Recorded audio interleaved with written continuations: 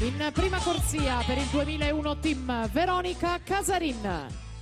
In corsia 2 per l'SC Nuoto Martina Santi.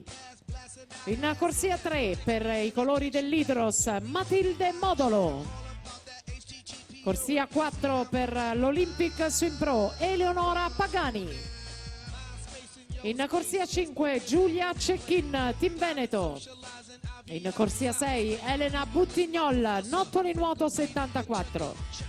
Corsia 7 Anita Bottazzo Stile Libero. E in 8 Alice Groppo Veneto Banca Montebelluna.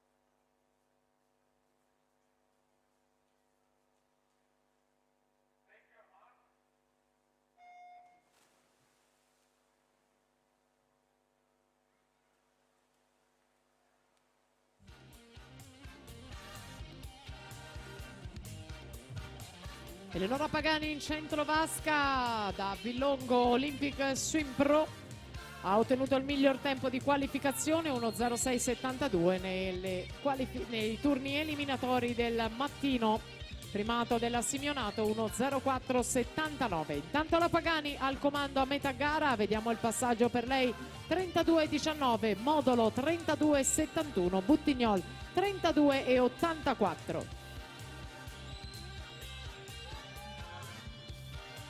Matilde Modolo in corsia 3, tra le più giovani in questa finale, classe 2003, così come la Bottazzo che nuota in settima corsia.